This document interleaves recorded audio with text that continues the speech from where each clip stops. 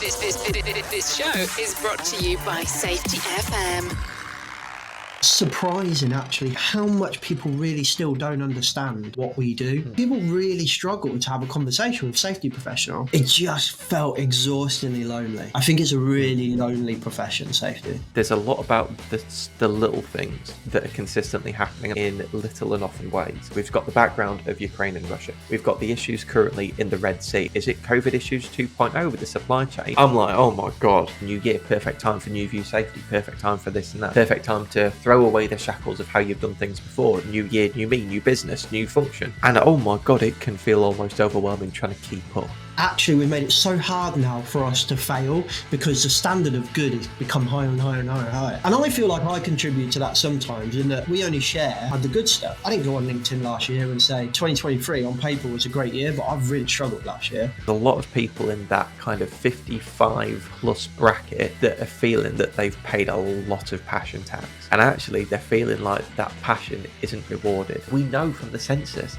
that there's a huge amount of safety professionals in there, and they're getting to a point where they've seen what they've delivered. They've not necessarily seen businesses change at a maturity level point of view, and they're kind of thinking, what's the point? To be honest, it's the not at alls that stick out to me all the way through.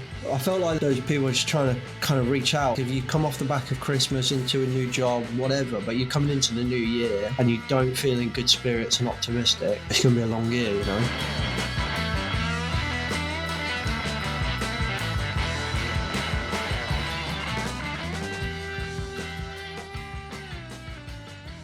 Are we still doing the trumpet?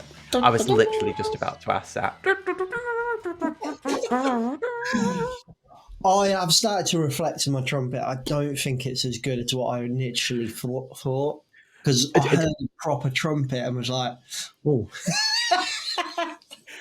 So, James, you're saying that you've come to the conclusion after benchmarking your trumpet with an actual brass instrument that your mouth can't produce the same one. Colour me surprised, James. Colour me surprised. Yeah. Really I think it's, if we take a moment, pause, reflect, and just thank you for your time before we retire the trumpet. James, thank you. Godspeed.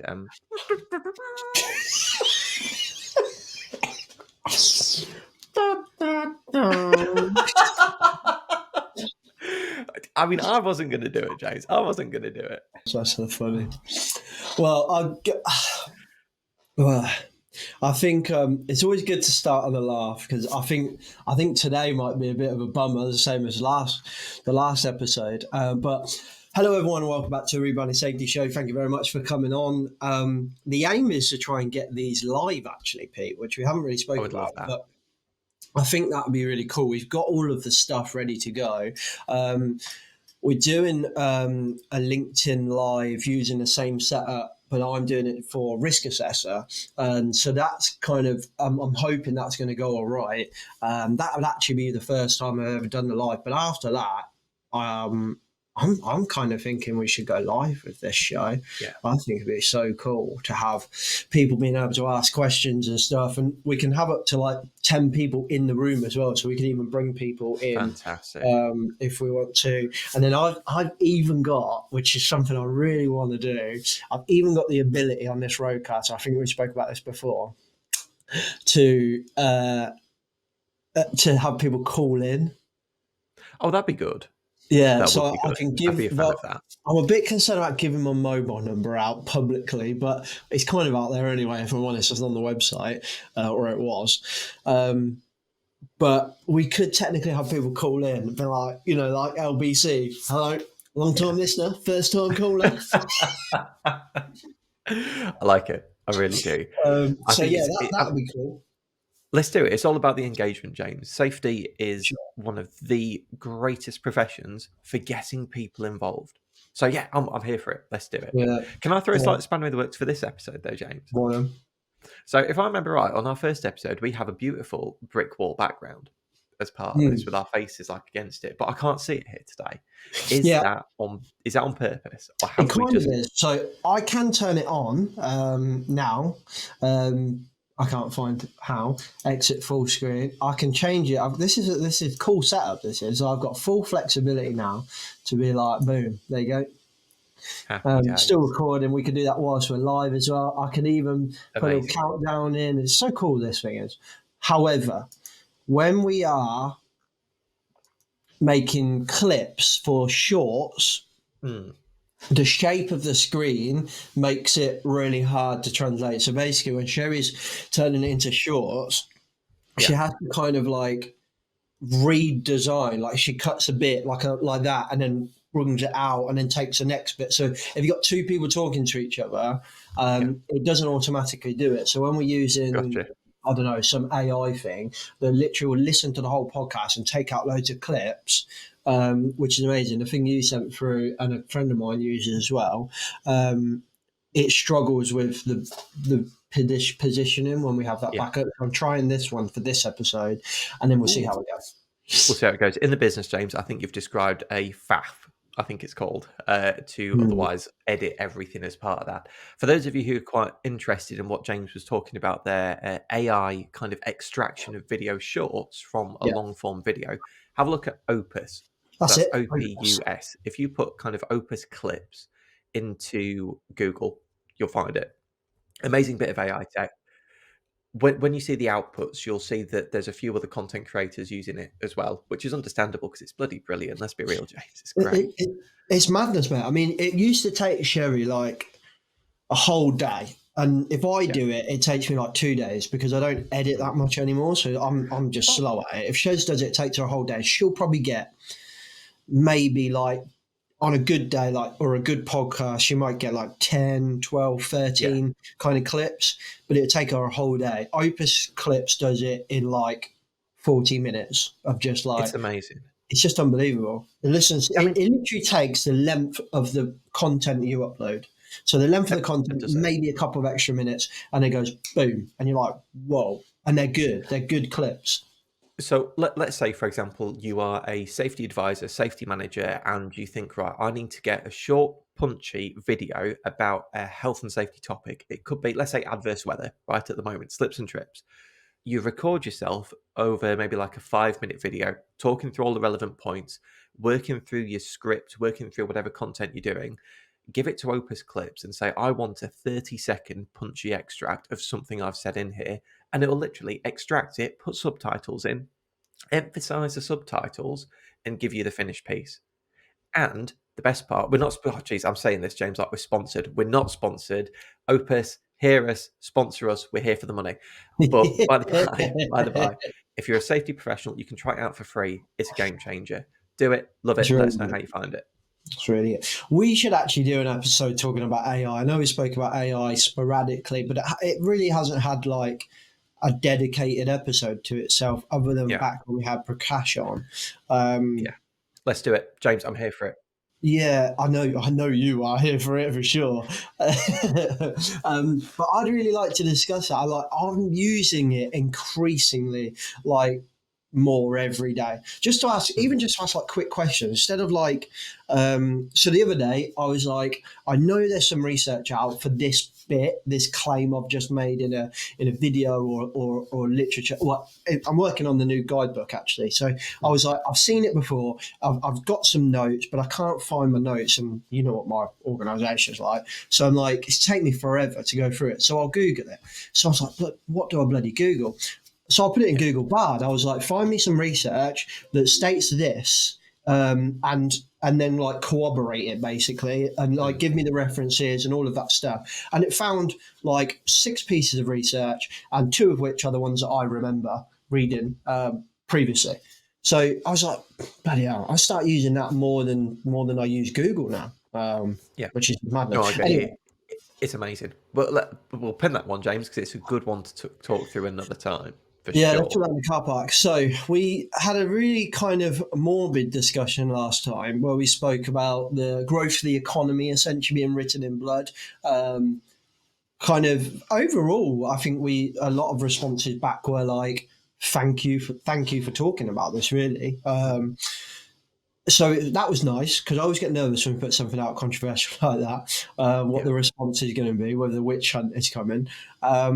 But how I felt at the end of that was very much kind kind of, if I was a listener, I'd feel I'm already exhausted.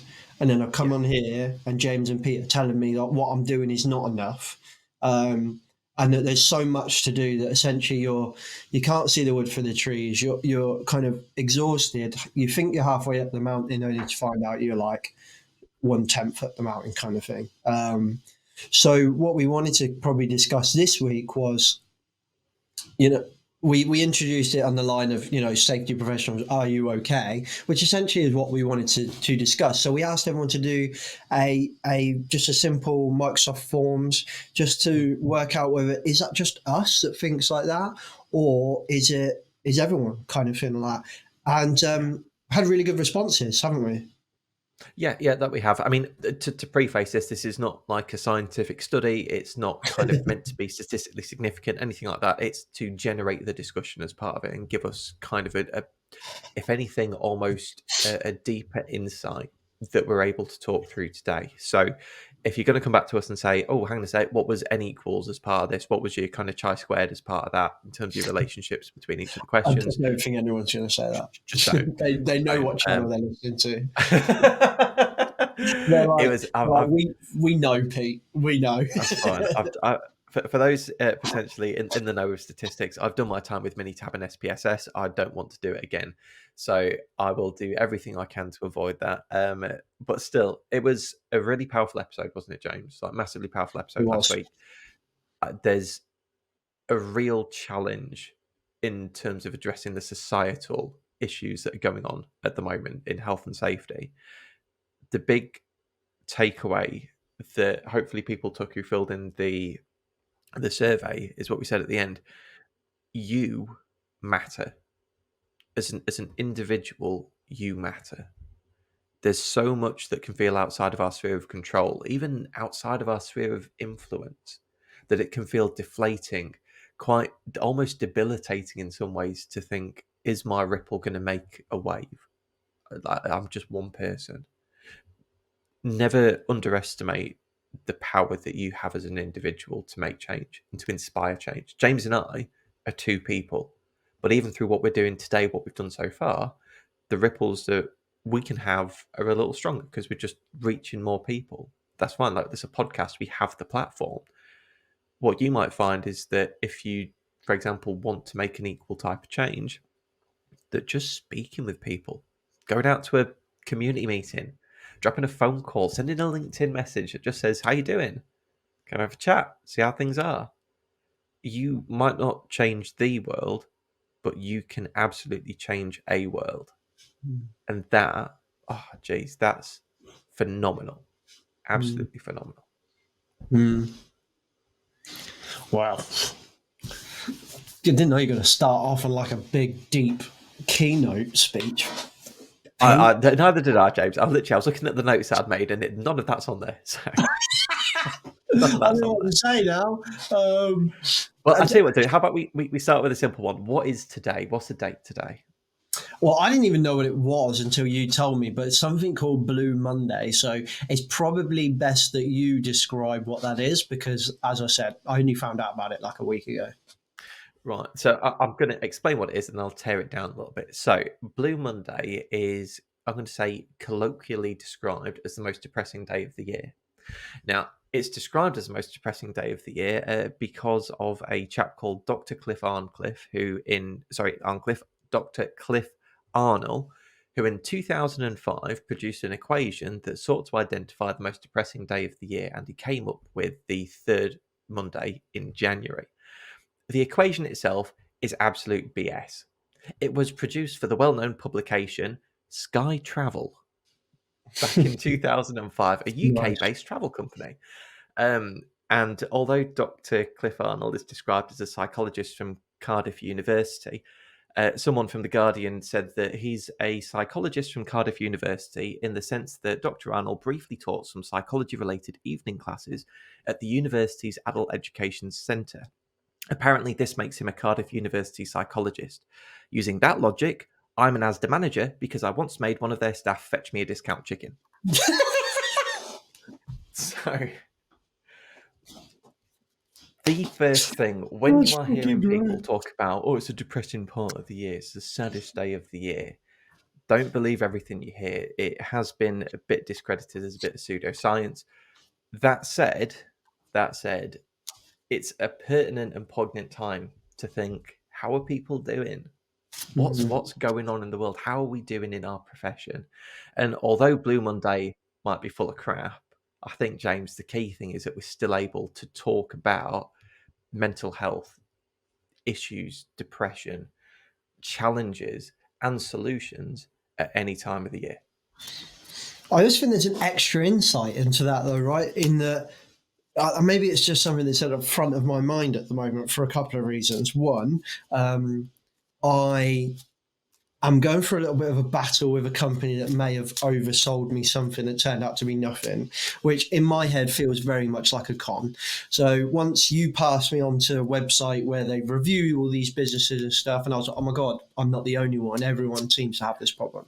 And also I purchased myself a little treat, got myself a new coffee machine, which hasn't arrived. And the company has now shut down all of their websites and everything. So again, I feel very much conned there out of about 300 quid.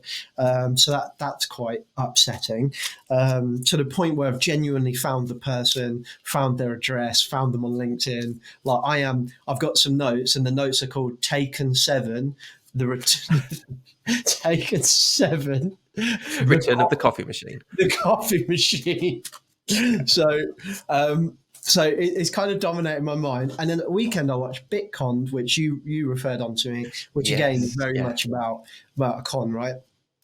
So without going too much into this, that little story you kind of said there, and we'll get into all these details, but ultimately, like, you don't know who to trust anymore. So like, if you are feeling very much alone and want some help, or you're struggling, you kind of like, if you do watch that BitCon, it is scary how simple and easy it was for them to look like a really professional, highly educated body in the matter of a couple of hours, on the internet. It was just unbelievable. And I think that can exacerbate people's, feeling of loneliness or lost, or need support, but who do I go to?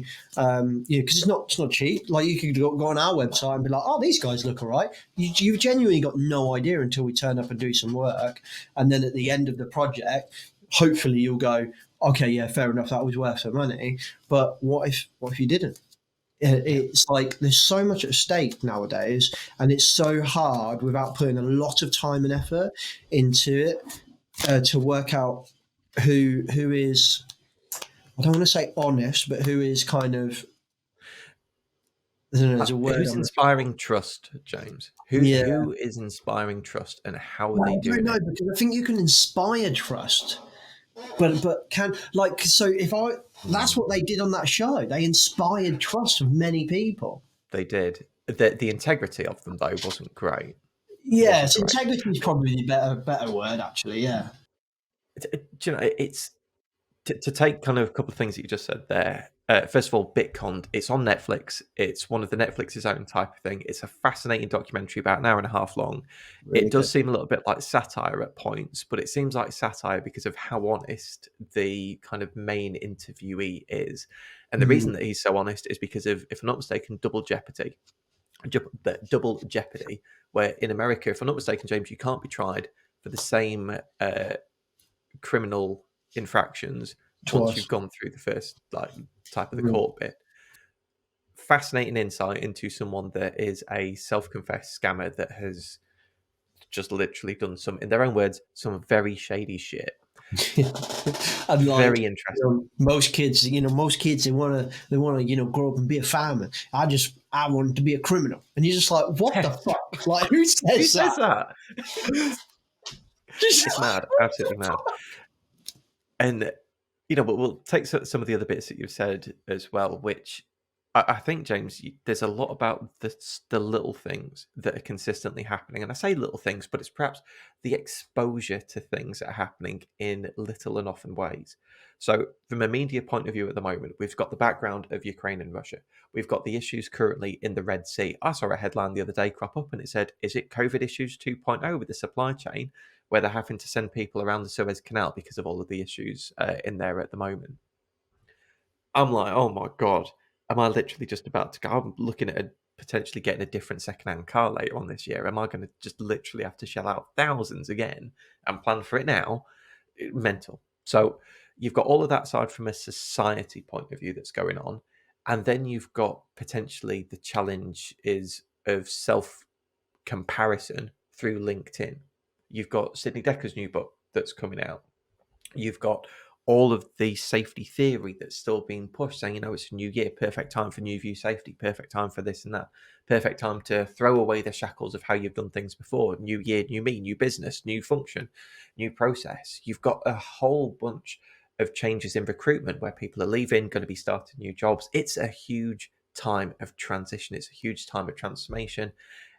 And oh my God, it can feel almost overwhelming trying to keep up. It really can. And when you've got all these little things that are consistently bombarding you, it can feel like it's the big picture. It's the big, like, Jesus Christ, it's too much. It's too much.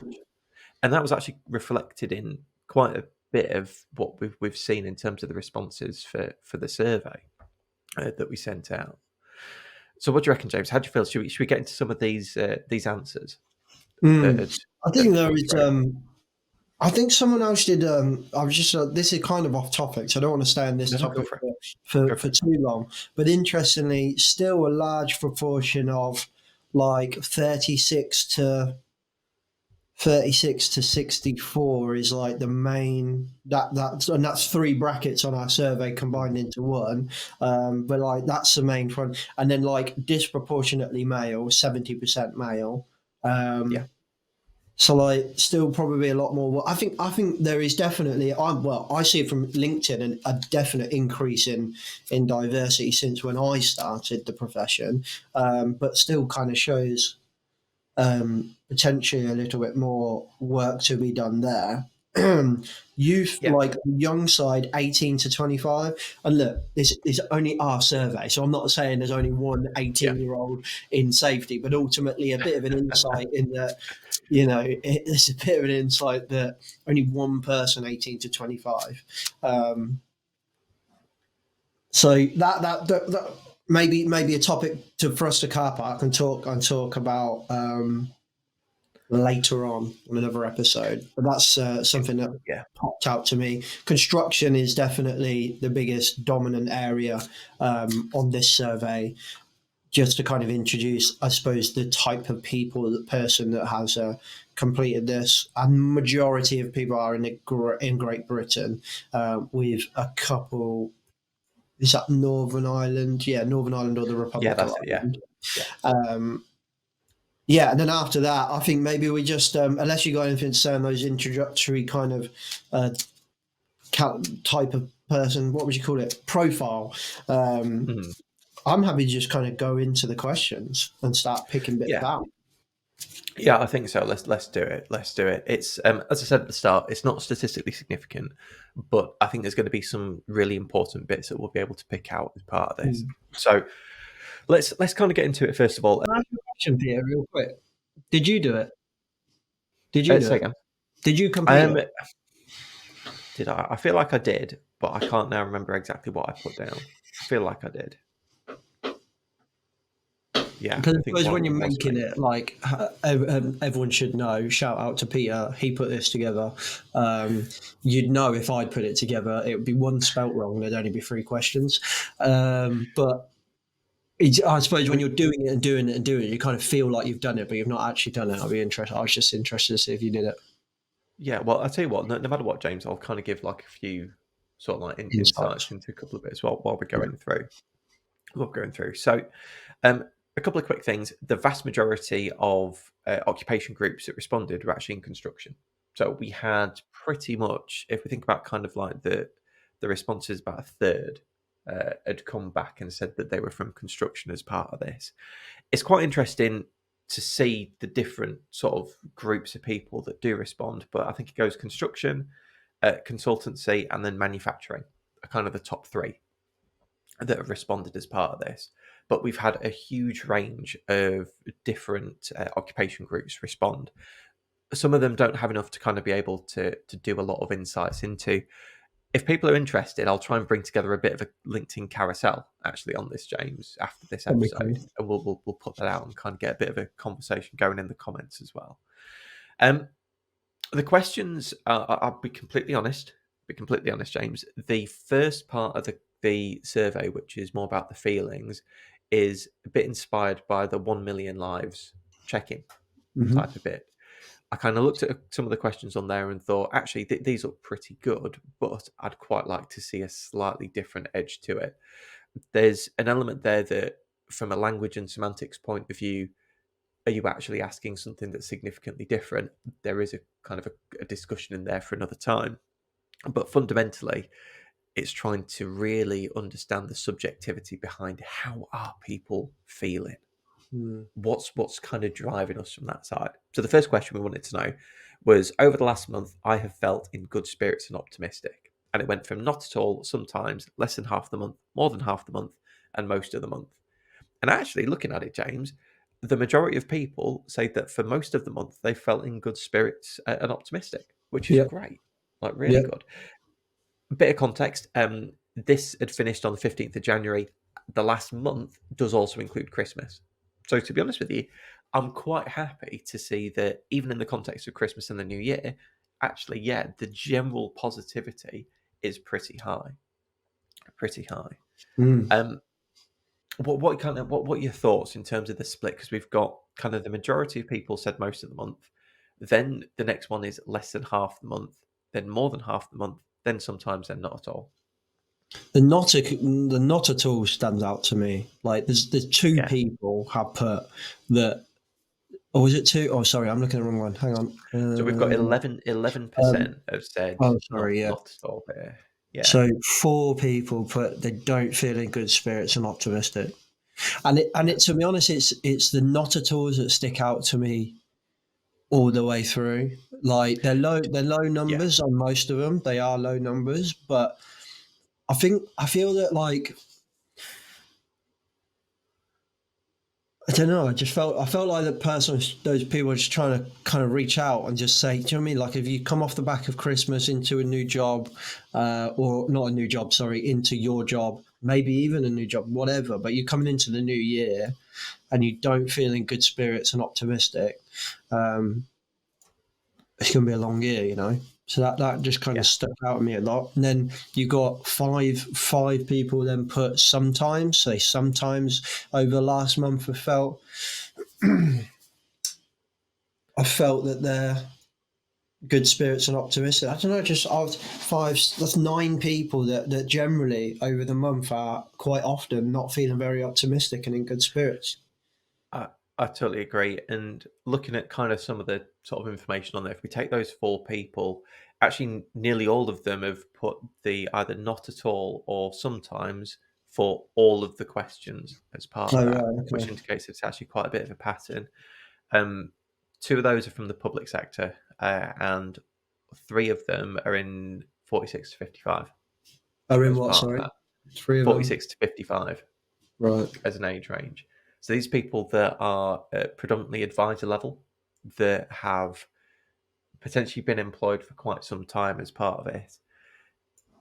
It's interesting looking at, actually, if we take kind of some of the later questions as part of this as well, if we look at relating to your work, what's keeping you up at night, actually a lot of these people do start to look at things like toxic leadership, and a lack of Mm. understanding seems to be quite prominent throughout their open text questions. Yeah. I Yeah. think that theme of actually not being understood or not feeling like you've been understood as a Mm. safety professional permeating through how you're feeling generally. But this is, again, it's not scientific, there's no chi-squared test attached to this, but thematically it does seem to be driving lower results Yeah. across the board, which is a shame. And I mean, It's a if you massive look at that word cloud on question 20, what's keeping you up at night? Like yeah. fatal risk keeping me up.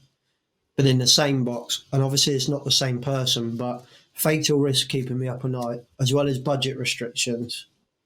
And it's just like those two real conflicting things. It's like, can you imagine having budget restrictions, but also not being able to sleep at night because you're worried someone might die in your workplace? And ultimately, like the fatal risk thing for me, I think is really interesting. Like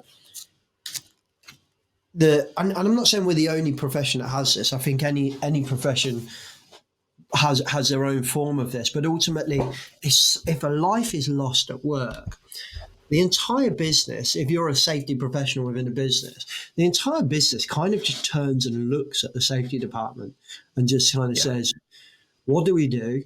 And also, I think there's a sense of failure in there. I think, I don't know, that's how I would feel. Like if a client rang me now and said someone had died at one of our clients, I would feel a sense of failure. But ultimately, like the world we live in is so complex. You know, we're never going to manage everything, and ultimately, there is always going to be something you come across. I totally agree, and that what you've just said there, we can't manage everything, but we literally can't. If I look through these open text questions relating to your work, what's keeping you up at night? Uncertainty is in so many of these answers. Now, be that, for example, uncertainty in markets, the Can I get next into big. it? Oh, right, okay. Yeah, if you click on the response, it'll Got it show now, you as yeah. part of this as well. Fear of failing. Let's say the next big one. Not knowing what's coming next. Trying to think of what to do next. Staring at the challenges ahead of me. Making sure the work is there. Imposter syndrome. Lack of understanding. Jeez. Sorry, there's some Uncertainty. funny ones in here as well. Sorry. There is one. I mean, on the positive side, there is a good one here. Nothing relating to work. It's my wife snoring. Thank Thank God. God that this is anonymous. That's what you were talking really serious, and I'm looking through. Then I saw that one, and I was like, "Oh, I'm gone." Sorry, that was really rude of No, me. no, no. I get you. On that uncertainty. I mean, what? Jeez, it's so rough. As a Yeah, safety professional, we're expected to not be a walking encyclopedia, but to ultimately be ready to respond in an instant, no matter what the issue is, no matter what the challenge is, the scale of the challenge, the scope of the challenge. We're expected to respond. Yeah, that's part and parcel of the job. yeah. But actually seeing how much it's keeping people up at night with that uncertainty of how to respond reactively, jeez, that the weight of that, the stress that can cause. Well, Des, how do you feel about that, James? It's just so much in here, isn't there?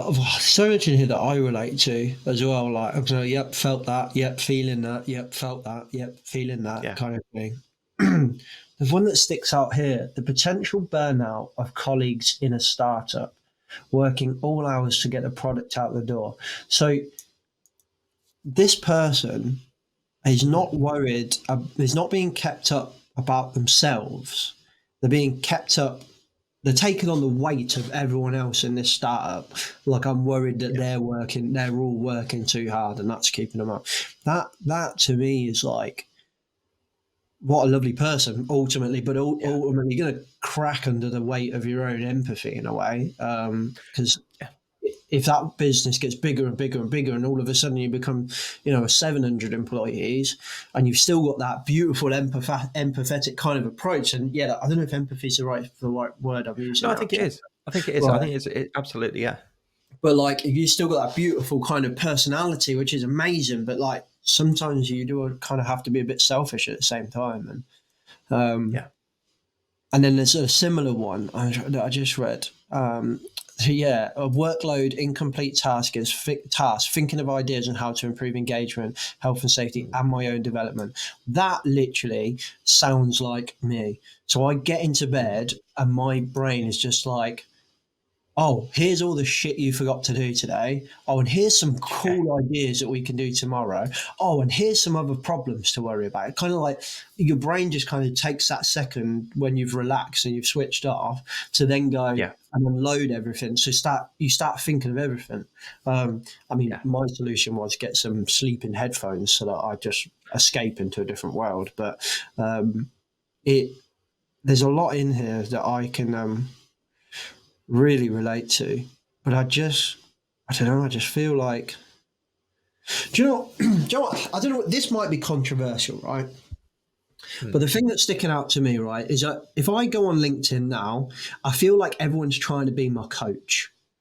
Every single post, every single post is some fucking like coachy statement or a quote about being better today than you are yesterday, or something. Right? And I get that those people are trying to do that to be nice and helpful. I get it. I totally get it.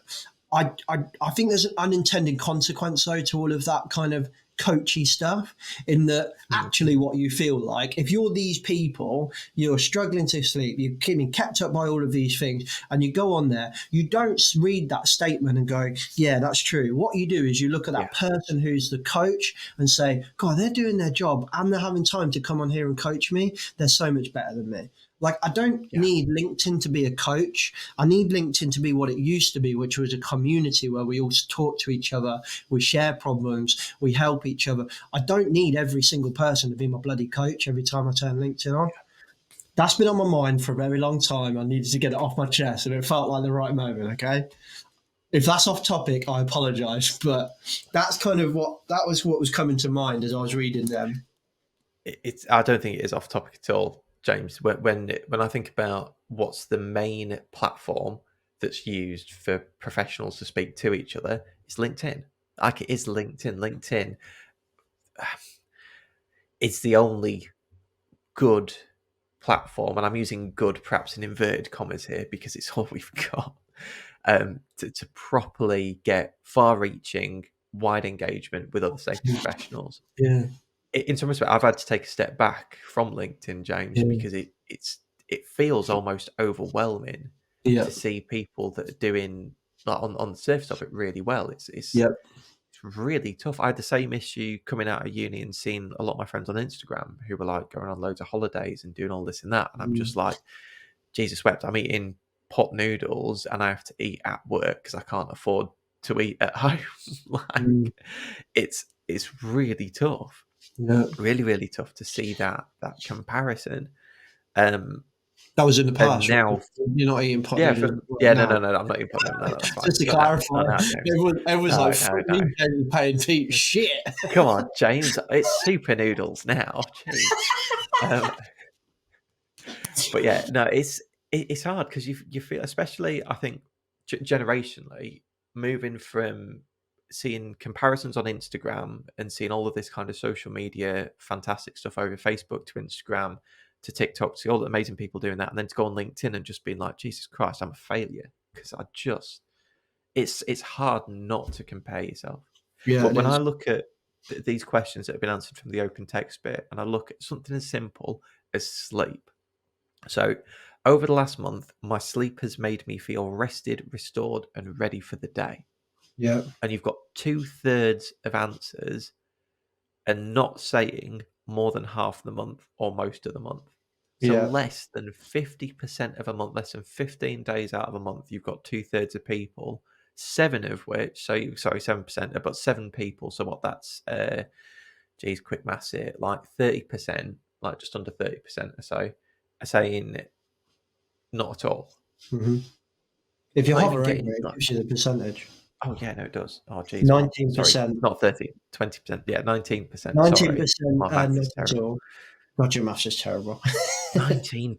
Yeah, but one in five people don't feel like in the last month that their sleep has made them feel rested, restored, and ready for the day. And that will, like, biologically, Jeez. that'll catch up with you. But like, even just in your own, like, I mean, I got a 3-year-old, and I haven't slept well for years. But like, you kind of get you adjust and all of that stuff, and you have a young kid and all of that stuff. I get that, but then you do start getting your sleep back. And now I'm starting, my daughter's 3 now. So like she's starting to sleep through the night. So stuff like that, I can really tell. But what I can tell even more is when she doesn't have a settled night. So if she comes in our bed and she's unsettled, maybe she's ill or something, I can really tell now the next day. It feels like I've got a Yeah. newborn all over again kind of thing. And it made me realize actually the other day, like, how important that sleep is. Like it just knocks my entire day off.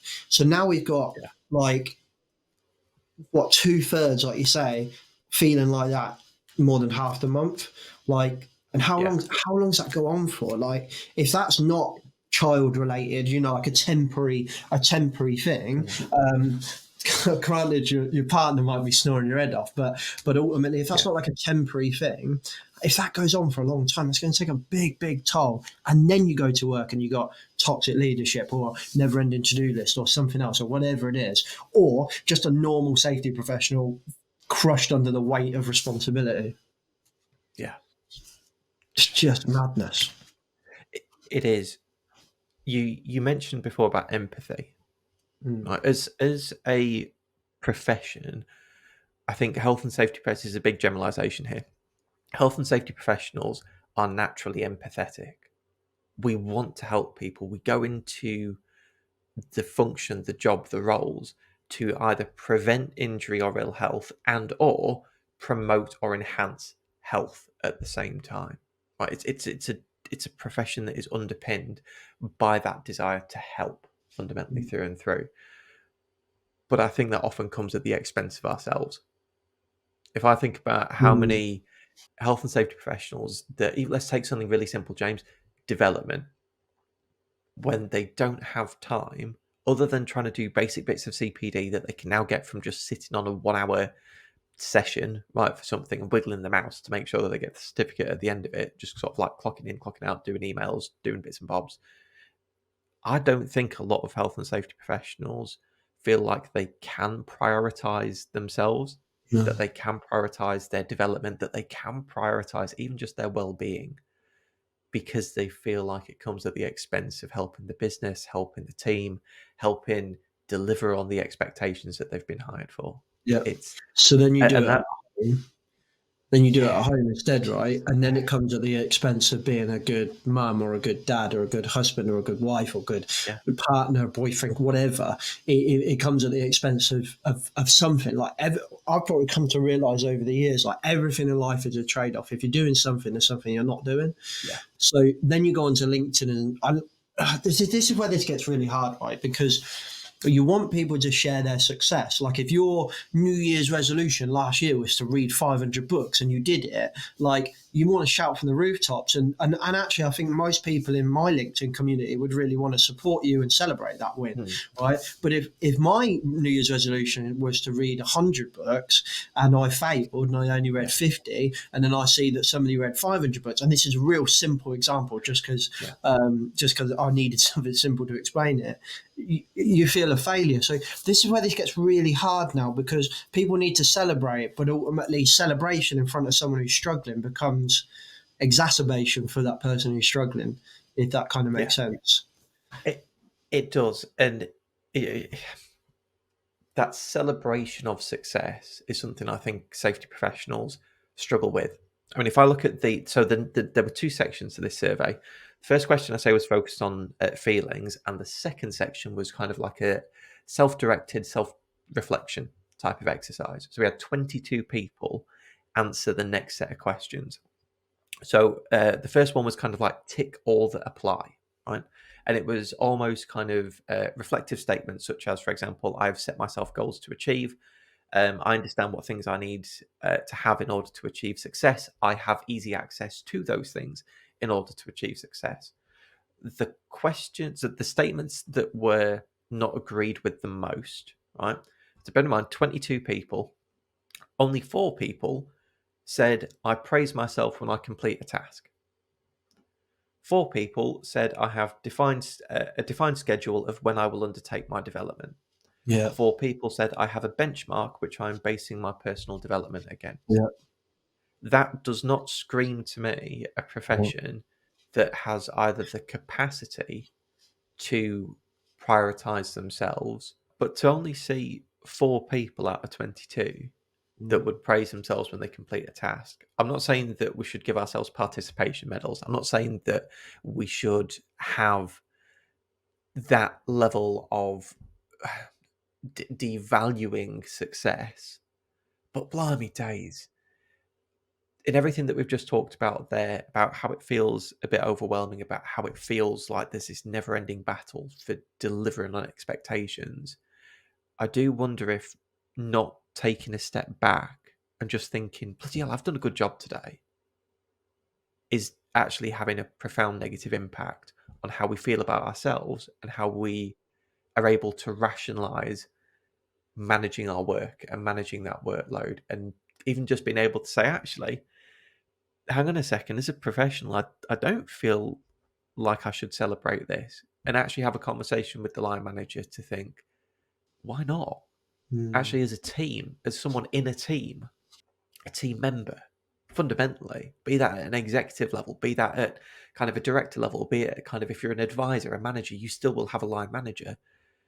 You'd have to be in a really shit place for your line manager not to want to see you be happy or to celebrate the positive work that you've done.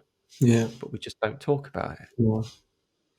I do think that there's a YouTube channel called Better Ideas, which I don't know if you've ever watched him, but Nope, don't know. his channel is really good, and I will like not watch him for 6 months, and then I'll watch him for non-stop for like 2 months, because I'll Yeah. get to a point where like I've watched a couple of his videos, and then I'm like, okay, yeah, so I get back into my like I don't know, routine of being more mindful and some all of those bits, right? And then I fall out of it because life takes over, right? Like, you know, Yeah. if you're going to say, I don't know, I'm going to journal every day and put in there like gratitude and celebration, but you got to find 10 minutes in your day, every single day or every other day or whatever. I don't think you should journal every day if you don't want to, but whatever.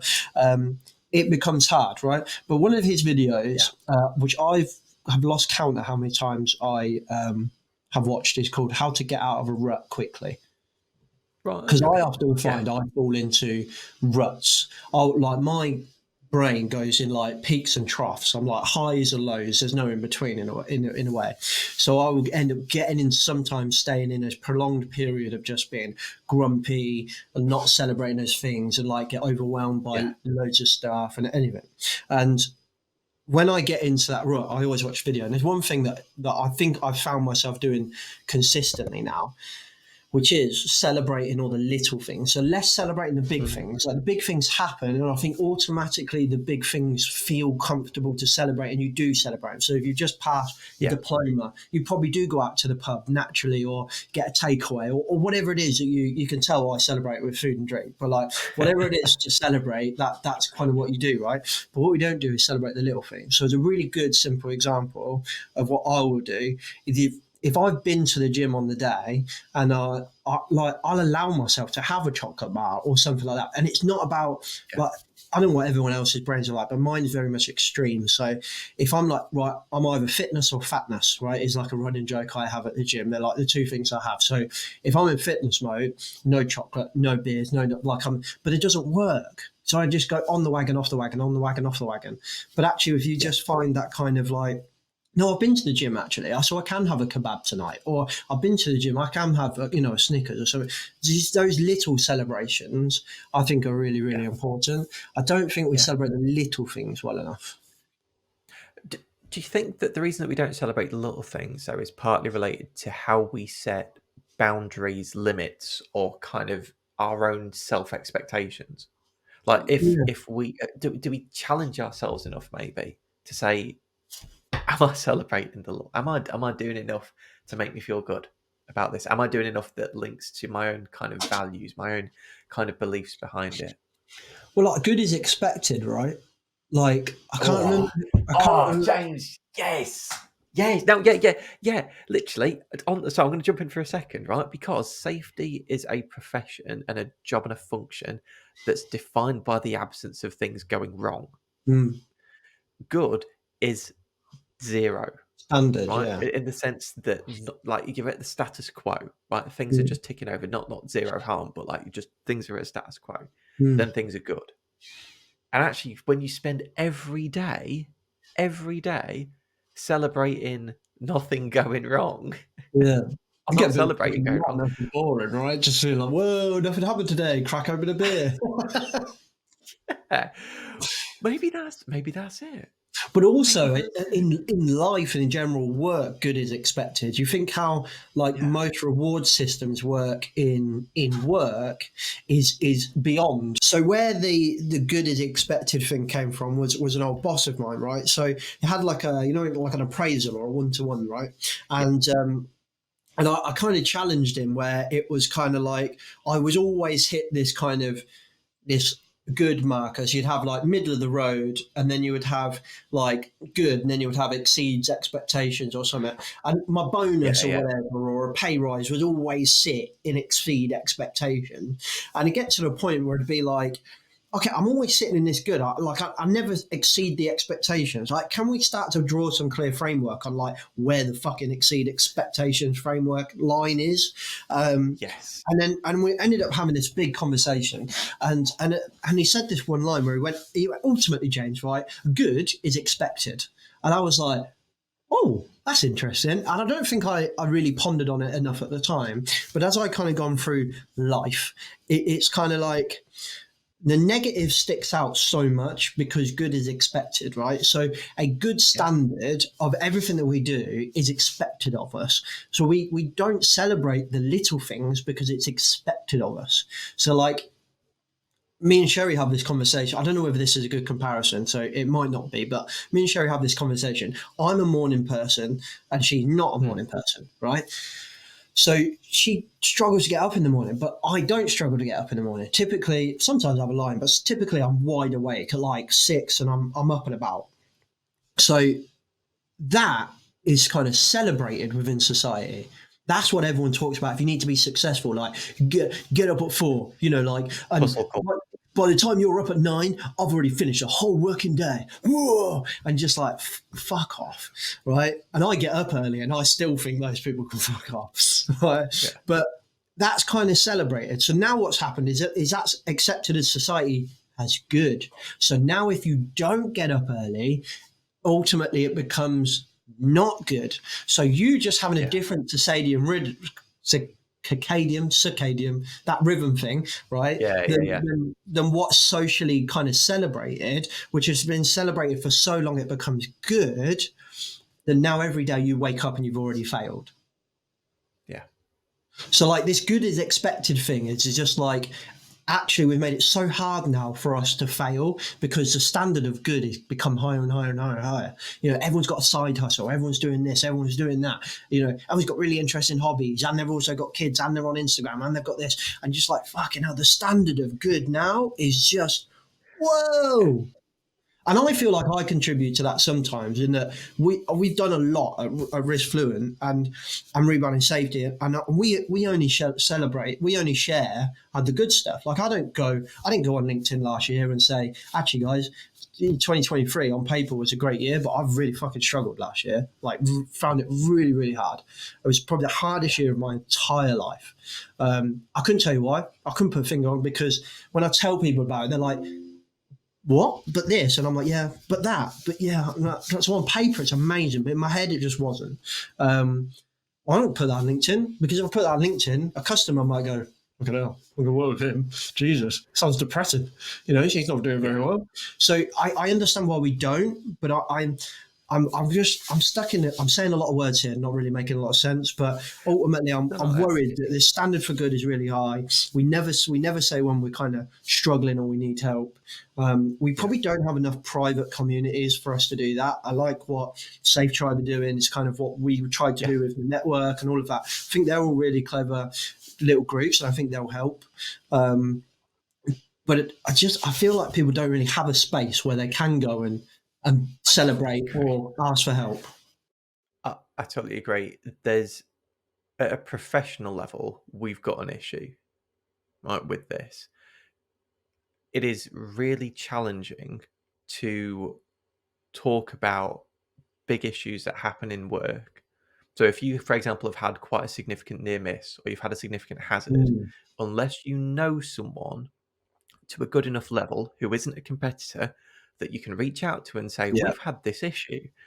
Have you guys had a similar thing? What did you do about it? Yeah. You are You don't have that. completely isolated. Yeah. You are on your own, and it fucking sucks Yeah. because especially if you're quite green, if you are a team of one, but a team of 100, you're expected to deliver a good outcome, but you feel completely isolated to talk to anyone about it from a purely Yeah. technical point of view. Now, don't get me wrong, you can reach out to a consultant who's got more experience in that, but it costs money, it costs time, it costs effort, and that's not always an option for people. Yeah. You don't have that luxury of just saying to someone on retainer, we've had this issue, guys, what did you do about it? It just doesn't always happen. No. Certainly when I was even sort of like a health and safety, kind of like my first job in health and safety, geez, I remember having a really significant issue, and the operations team made me feel like I couldn't reach out to the wider safety team because it would make them look bad. Yeah. I remember making a particular decision to stop a certain item being used in a nightclub that would generate a lot of income. And the head of operations turned around and said, you stopping doing this is costing people their job in Africa because the EBITDA that we produce supports lower performing businesses in other parts of our global organization. And every day that you are disallowing us to continue doing our standard operation, you are costing us money and you are costing people their jobs. Can you live with that? I was 22, 23. I'm like, fuck me. Yeah. When I got up this morning, did I think that a health and safety decision was going to call into question someone's job in Africa? Christ, no. No. And it was, oh God, James. I mean, it was fortunate in some respects that after about a week, I'll be honest with you, I just kind of kept it to myself for a week because I just didn't know what to do. I didn't have, I was literally too green to know what to do, that I did actually then reach out to the wider global safety team and just said, so this has happened. This is my decision. I've stuck to my guns, but I feel really bad about it. And they went ballistic. They went absolutely ballistic. And they kind of got various other people involved with it, which is something that I should have done I should have just done it in the first place. But Jesus Christ, James, for that week, especially kind of being quite green in my career, I didn't know. Just didn't feel like I could do any different. Because what if my superiors said the same thing? What if the whole purpose of the business was to keep the profit going? And actually, what if they agreed? And I built it up so much in my head that I was almost paralyzed to reach out for help and to reach out for support. So I have real sympathy for people who have started their career. They've got the NEBOSH certificate. They've got the first initial qualification. They've jumped into the first proper safety role, and they don't have that community. They don't have the network. They don't have the expertise to reach out to. Jesus Christ, it must be so isolating for that individual who just wants to do a good job. That what we've seen, they've got the empathy. They want to see people survive at the most basic level. Oh God, the pressure that they must feel under must be astronomical. And also, like, I think to add on to that, I think there's more to it. I think there is something that I'm just trying to find if I put it on the website because it's kind of a running joke for me. But yeah, so on the website, right? And I think this is probably quite unique to safety. Maybe one or two other people have this, but my professional. If you go on about us, there's a bit about the team, and you can meet everyone. And you know what I like to keep everything kind of like fun and have a laugh whilst we do it, kind of thing. But I'll put professional passion to rebrand safety so that people will actually talk to me in the pub, like, and that's a joke, but it's not.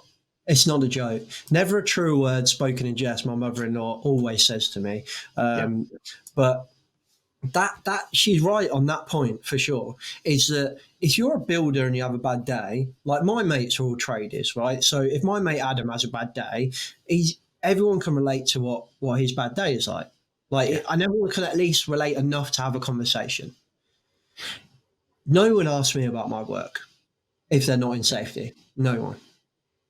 not one, because they don't understand it. Like, and people, I think if you, I think I've understood this more since going self-employed. But going self-employed and networking with a lot of businesses, it is surprising actually how much people really still don't understand what we do, Mm.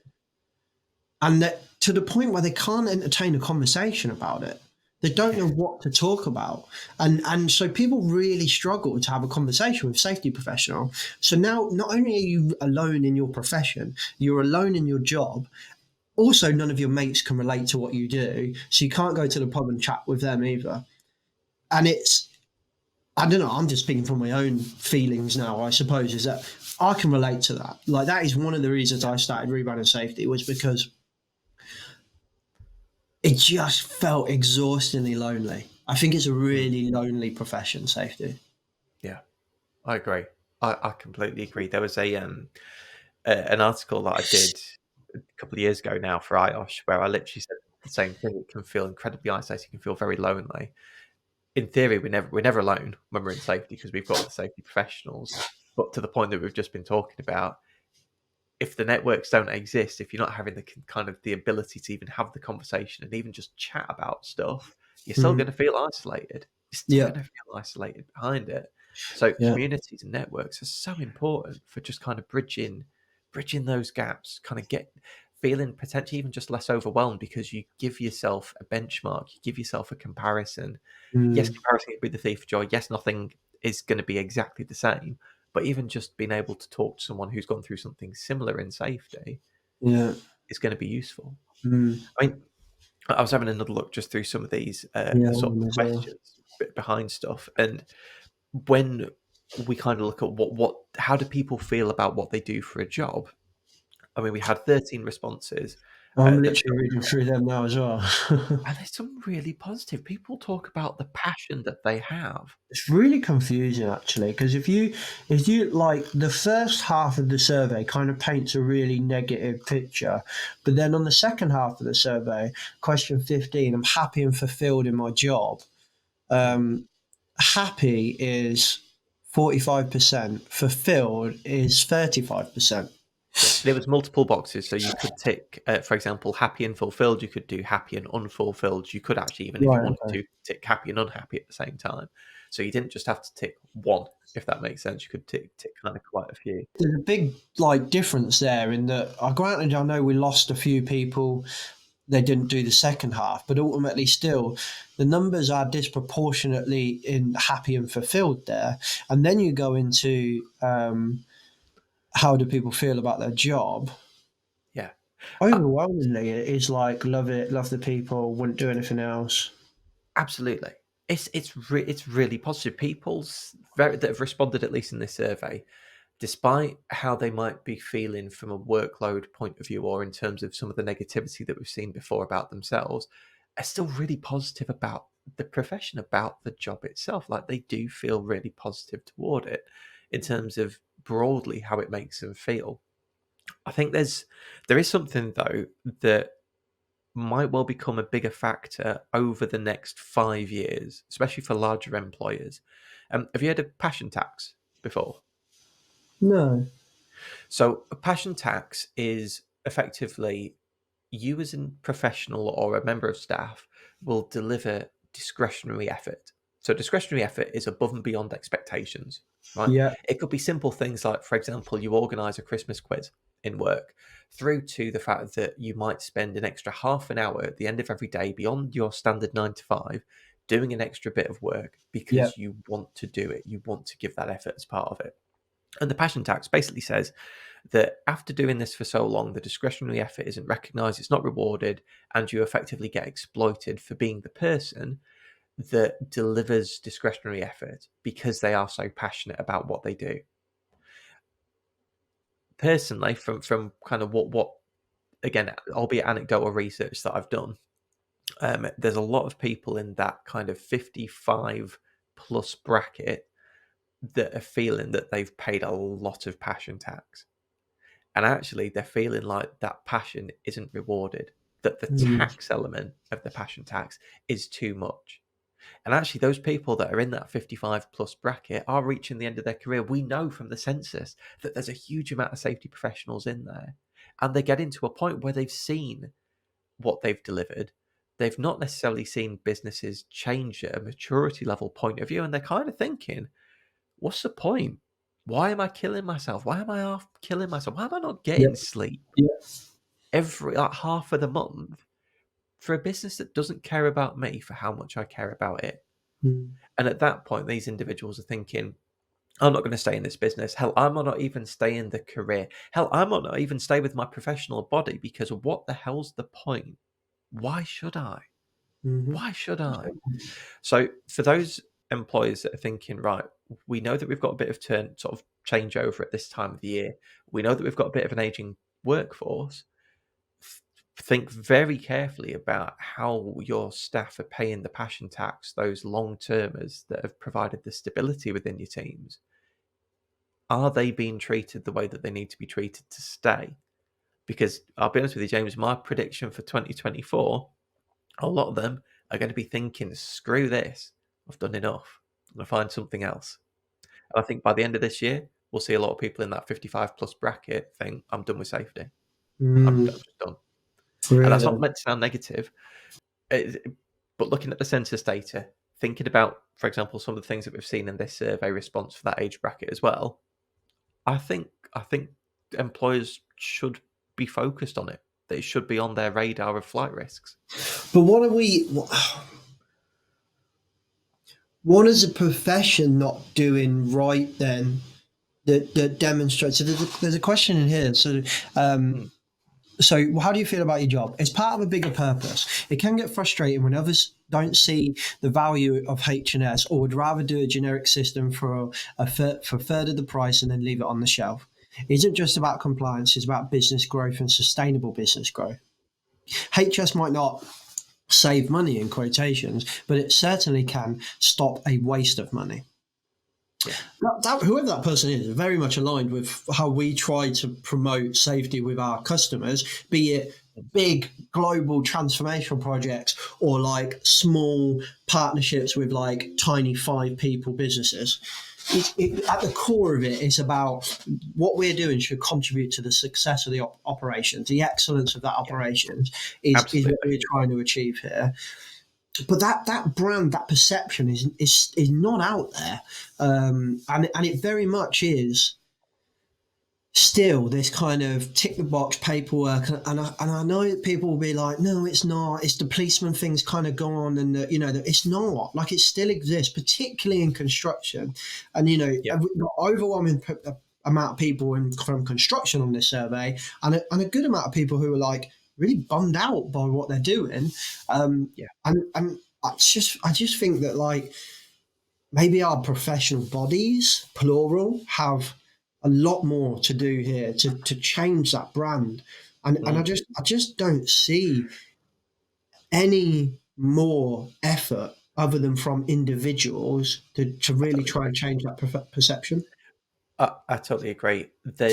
It's a really weird relationship between employers and professional bodies, and that Mm. often comes through in recruitment.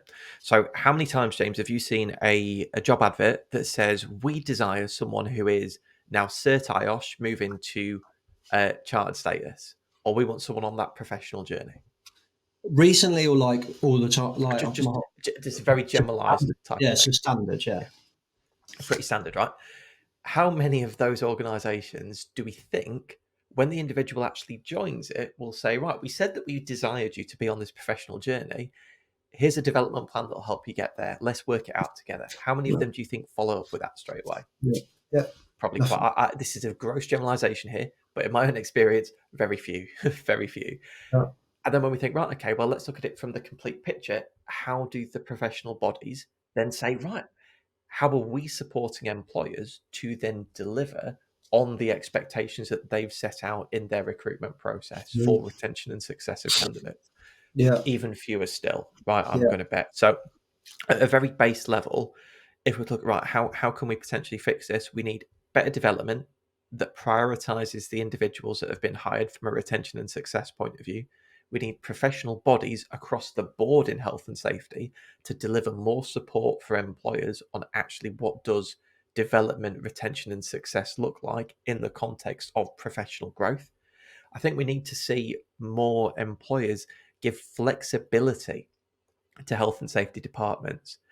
Now, that's not necessarily the same as autonomy. I'm not saying kind of like give all health and safety departments blank checkbooks and kind of carte blanche, do what you want. But there needs to be some more flexibility to say, actually, we've got a safety plan, we've got a budget, but how would you feel, for example, about personal flexibility for your own work life balance? How would you feel about, for example, delivering some form of micro experiment project related to proactive safety, as much as kind of keeping the good, the expectations of good, as part of the status quo the same? Where's the flexibility to allow the creativity of safety professionals to thrive? It's not fucking there at the moment, James. Yeah. And it's shit because we're a creative bunch. We're problem solvers. It's in our DNA to do as part of the job. But we're not given that. Even within our own profession, we don't drive that. Like, yeah, the employer is kind of, I don't know, gets a benefit out of it, right? So there's like a belated kind of benefit from that. But Yeah. ultimately, like our CPD, like it's not CPD. Like, I know I've joked about this before, but it genuinely is just like continual professional reminding. Like, we're just going through the same shit over and over and over again. There's no one actually kind of, Yeah. I say no one. There's a small community maybe of people that are genuinely trying to like test boundaries and be like, can we think about doing this differently? But ultimately, like, they're a minority of a minority. Do you know what I'd love to see, James? Right, it's a day-long event where we could get people from different sectors, or maybe just even the same sector, safety professionals, operations leaders, supply chain managers, general managers, whatever it's going to be, saying we wanted to do a project on reducing accident numbers, or improving DSE and ergonomics, or improving adherence to manual handling techniques, or reducing the impact of vehicle and pedestrian interfaces in the warehouse. This is where it worked. This is where it was really shit. Here's our learnings from it. Take it away. Let us know what you do. Let's come back in a month and let's discuss what we've kind of started. Let's kind of track it from that point of view. That is continual professional development, in my opinion. You are learning from the actual practical application of safety for the stuff that's actually going to injure people and hurt people. You're learning from it. You're learning how to apply it. You're Yeah. creating a network to learn from as part of it, and you're then delivering it in your own workplace. Yeah. That, James, it's so simple. Why Yeah. doesn't it exist? No. Why aren't professional bodies across the board facilitating this type of learning as much as we possibly can? Why Yeah. don't we have businesses that are joining together to try and help others learn to prevent people getting killed or injured? It Yeah. seems like it makes so much sense, but there's so little out there. There's so Yeah. little out there, and it's frustrating as hell.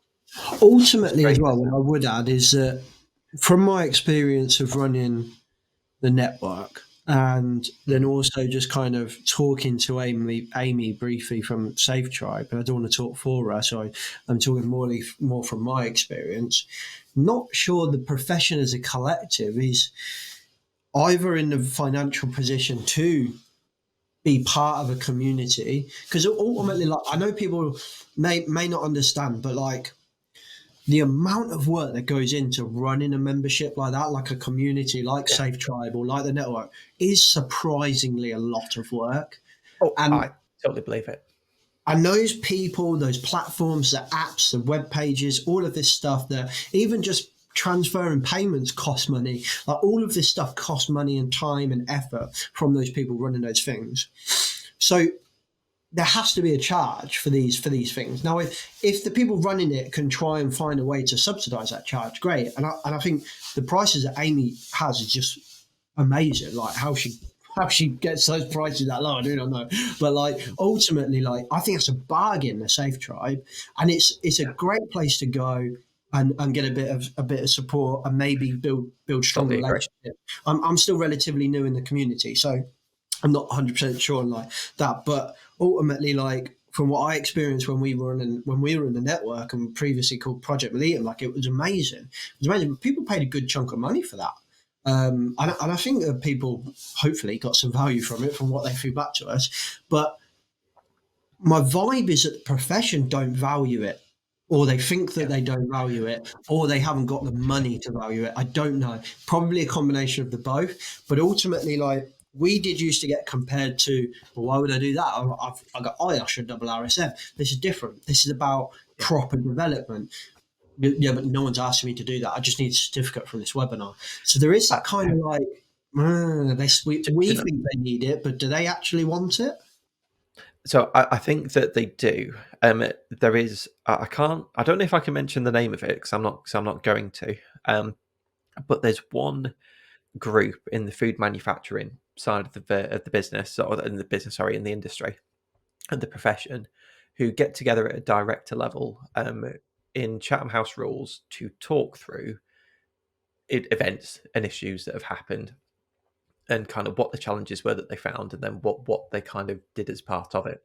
It's not necessarily very secretive from that point of view. Those kind of in the manufacturing industry will probably know which one I'm talking about. But the cost of attending that is literally to cover the costs of the room hire, right, as part of it, and just kind of like refreshments and things. With the basis being that it's all about the communication and it's less about kind of the profitability behind it. It's about bringing people together. I think that that's a really good initiative, and it's not knocking it in any capacity because the people who I've spoken to in it find it very useful and find it very beneficial. But there's absolutely nothing in comparison for those who are at advisor level, those who are at like just a single site manager level type of thing. Yeah. It's completely reliant on trickle down safety and trickle down information and trickle down knowledge sharing. Yeah. Which doesn't work. Doesn't work in the greatest possible sort of respect. It does work from kind of a direct peer to peer at that very high level. It's been going a very long time. I know again from people in it that have said they find it very useful from that peer to peer point of view. But I tell you what, Christ, especially as advisor and sort of as manager and as even a relatively isolated group health and safety manager, I would have loved to have seen something similar where I just want to learn, James. I don't want to fuck it up.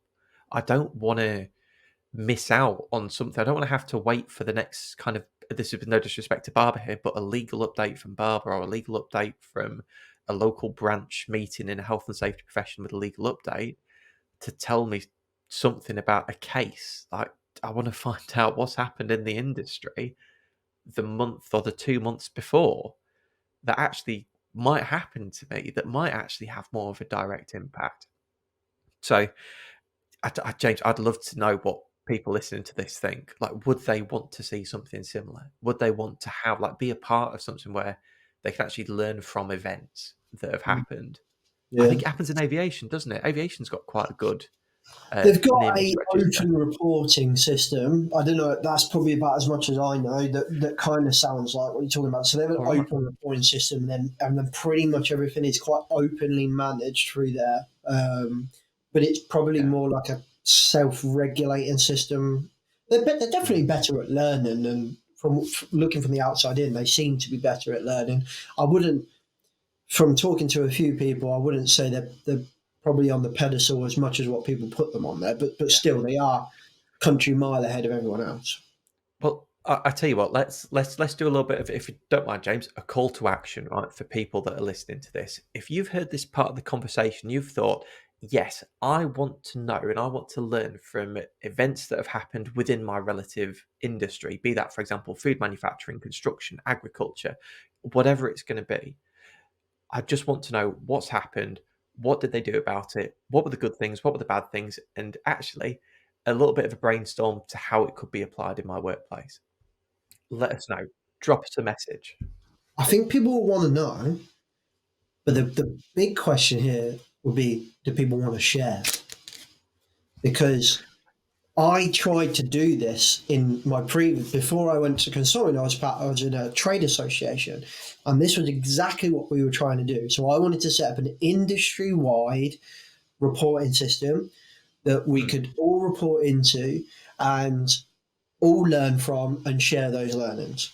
Everyone wanted it, no one wanted to share for it. So no one wanted to put the information in. So everybody wanted the anonymity. Yes, yeah. Anyone wanted to be anonymous.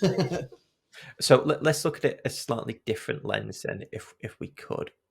There is a huge amount of health and safety consultants out there who will deal with small businesses, medium businesses that have some form of health and safety representation who might need to know this type of information. Maybe, James, rather than going to sort of like the bigger businesses for a second, what about if the consultants came together and said, actually, on an anonymized level, because it's not about a particular business, it's just about a customer, it's a client, right, that they have. We've had agreement from the client to share this, and we're doing it on their behalf.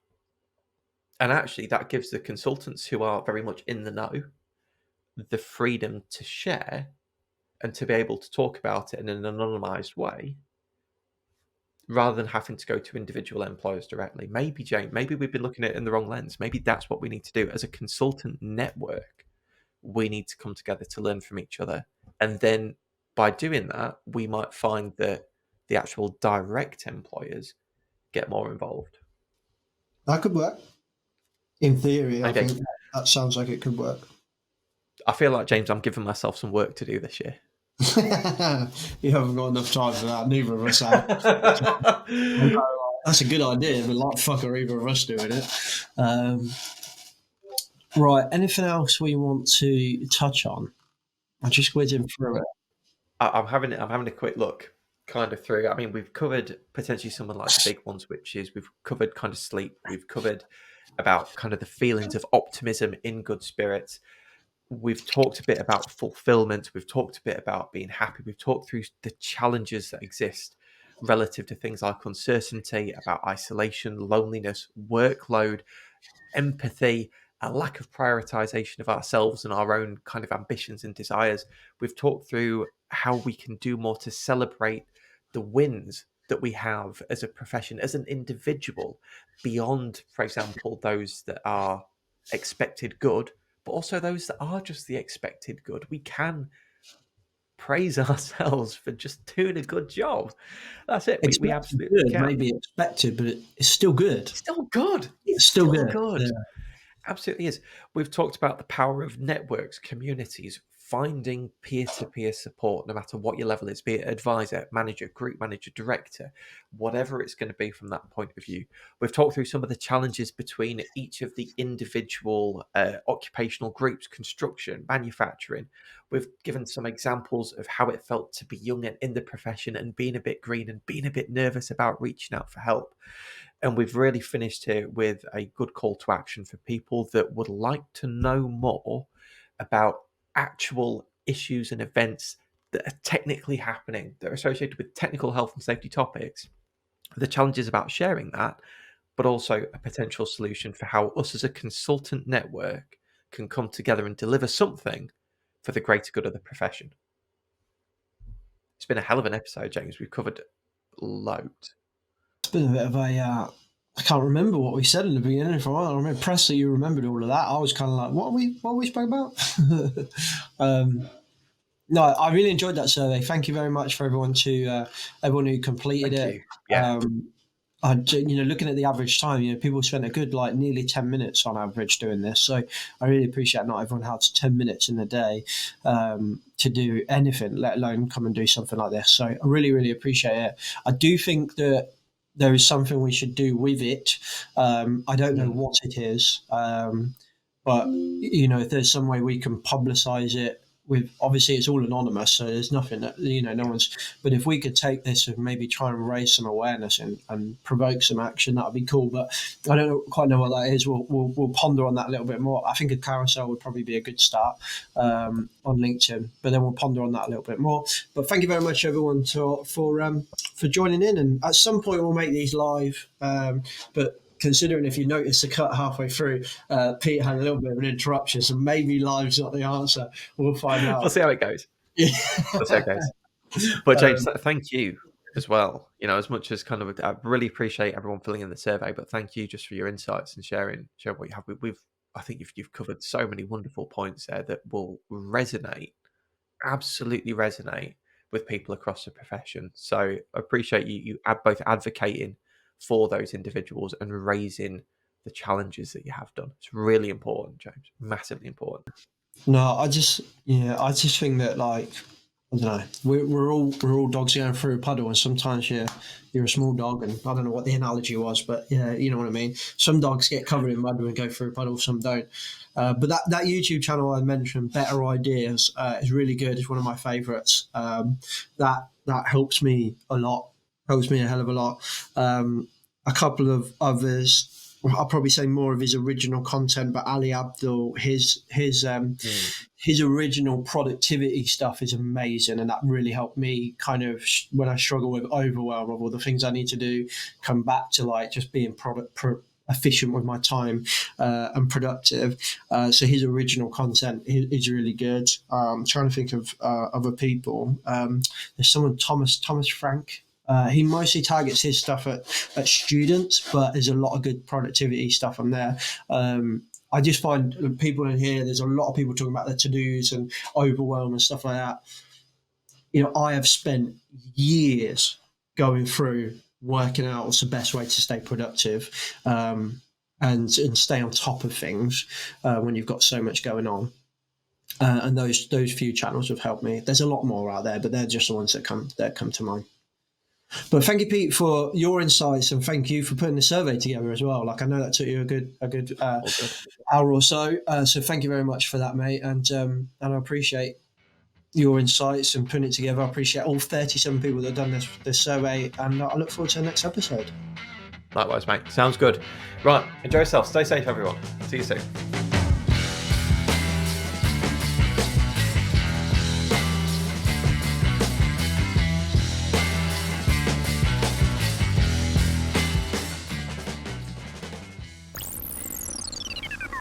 The views and opinions expressed in this podcast are those of the host and its guests and do not necessarily reflect the position of the companies. Examples of analysis discussed within this podcast are examples only based on limited and dated open source information and should not be utilised in real life as the only solution available. Assumptions made within this analysis are not reflective of the position of the companies. No part of this podcast may be reproduced, stored or transmitted in any form or by any means, mechanical, electronic or otherwise, without prior written permission from James McPherson.